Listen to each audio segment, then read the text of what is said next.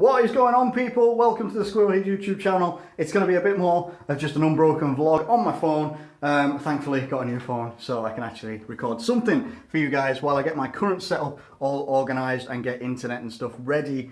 It's not yet, which is why it isn't happening on my current setup on my computer. So I'm just kind of walking around my house and just recording to you. But I wanted to get some thoughts about the Liverpool in the transfer market. I'm going to try and make it as short as possible so I don't overflow on my frustrations in the transfer market at the moment. Now, we're going to try and sum it up quite quickly. We're seeing a lot of movement from other teams now. We're seeing Manchester United make big moves for Lukaku, 75 million for Lukaku. You could probably see Wayne Rooney going the other way. Who knows? We don't know. We don't know what's going to happen, but Everton have accepted that bid there. You're then seeing Arsenal break their transfer record to bring in Alexander Lacazette, a guy I'm a big fan of. People were slagging him off. I think Arsenal fans, even a couple of years ago, when they were linked with Lacazette, were slagging off Lacazette. Oh, League On. Oh, he's one of the top scorers in there, but he's not the top scorer. You know, it doesn't matter. He's a goal scorer. Oh, he just takes penalties. He just takes free kicks. Just tap-ins. At the end of the day, it's a goal. Who cares? So I think they've got a great player there. I think they've got a great player that probably will keep Giroud out of the team, and it will probably now solidify. You'll probably see Sanchez stay. A lot of people are saying, Sanchez will now go because he's demanding 400k a week. Well, okay, fine. But what if Arsenal turn around and say, we'll give you that 400k a week and you can stay with us? You never know. You never know. So, I mean, you're seeing a lot of teams making more movement around the transfer market now. And Liverpool seem to be stood still a little bit.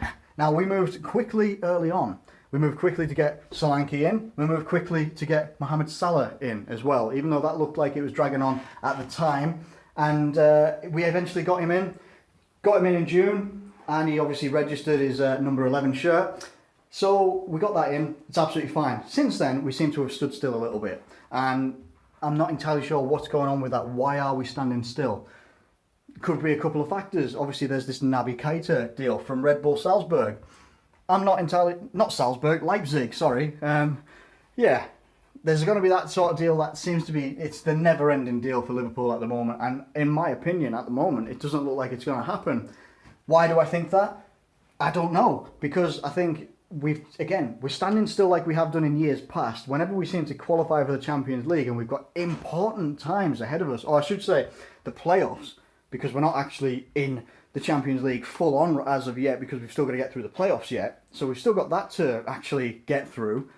So is he going to be waiting around to see if we're actually going to be in? I don't know. He could be. There's also the factor that he's apparently going to cost 70 million. And we're not obviously going to be willing to pay that. Why? I don't know. Because I've always said, if a club slap a price on a player, you have to pay that money. If that's their release clause, you have to pay that money. If you're not willing to pay that money, you're not going to get that player. So, I mean, it's quite cut and dry. Pay the money, you get the player. If you don't pay the money, you don't get the player. So all this conjecture and everything like that about, Naby Keita, he's 22, he's had one good season so far that was memorable. Is he worth that amount of money? I don't know, but that's the price that they put on him, so you're going to have to pay it or you're not going to get him. That's pretty much the be-all and end-all. If we put a price on a player of ours, say if we put this rumoured 87 million release on Coutinho, because obviously there's been a couple of rumours about PSG inquiring now, and maybe Barcelona as well. If you put 87 million on it, are you going to accept anything less? Now obviously Coutinho's had a good couple of seasons with us, he's not just had one. So yeah, I'm going to expect them to say, alright, if you're going to sell Coutinho, 87, 90 million, that's pretty much what I'm wanting. That is what we're wanting.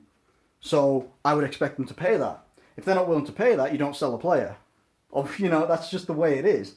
So on their perspective, they're like, this is one of our key players who would be a key player for us. Now, obviously, I think their president or something like that of Leipzig turned around and said, we're not looking to sell any of our key players. And I'm like, I can totally understand that. Why would you? Unless someone meets the frigging release clause or the money that they're expecting you to pay. That's what you've got to do. Now, if Liverpool aren't willing to do that and they're going to mess about in the transfer market again, I'm fully now prepared in my mind that Liverpool are going to have a disappointing transfer summer. That is what I've done in my mind because I'm just like, I'm going worst case scenario, anything other than that is a bonus. Now, even looking at the Oxlade-Chamberlain deal, I'm like, right, they've got Lacazette now, so they've got another striker up there. You can now literally dedicate Sanchez to either playing out on the left because he's not going to be needed necessarily as a striker. They could play two up top. They could put Giroud there with Lacazette, little and large. You could then also go with absolute fear and pace. You could go Lacazette and Sanchez up front, and then you've still got the likes of Walcott, whoever else that they've got in their team that can play on.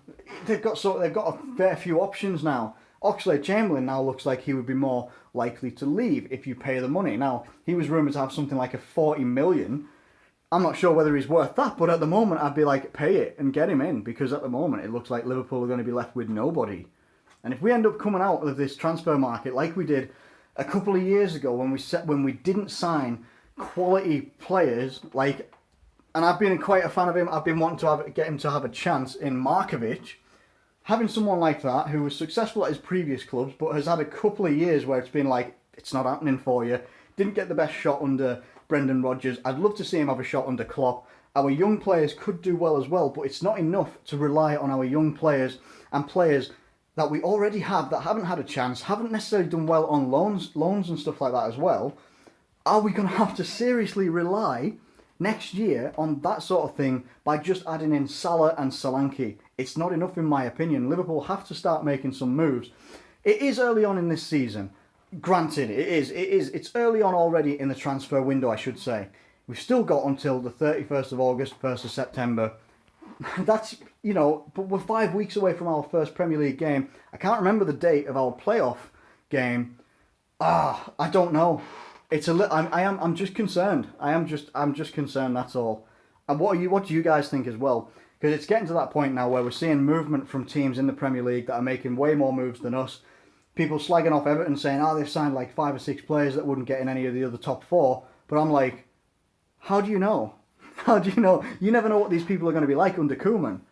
He's brought in reinforcements that he clearly wants and sees something. He won't have just brought them in for a laugh.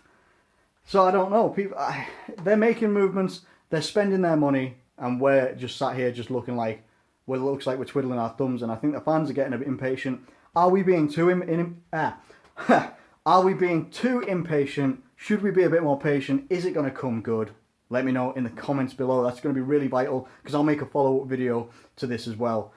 I hope you've enjoyed the video. I know it's not, it's just me walking around my house, but I hope you've enjoyed it, the looseness of it. And hopefully we'll be back in full flow in a couple of weeks, or at least maybe hopefully even a week. But we'll see. I'll update you on that one as well. Hope you've enjoyed the video. Drop a like on it if you have. Share it around with your friends, anybody that you think might enjoy it. Subscribe if you're new around here. Thank you ever so much for watching, as always, and I'll catch you later.